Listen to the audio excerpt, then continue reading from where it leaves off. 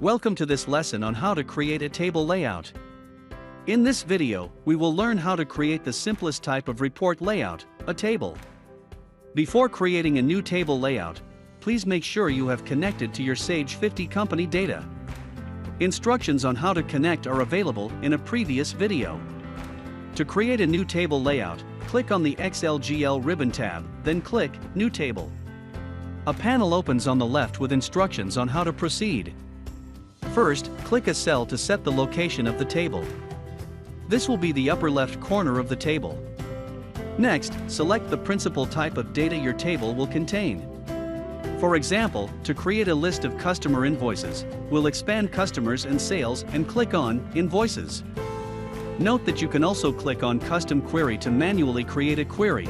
This is an advanced topic that will be explored in a future video.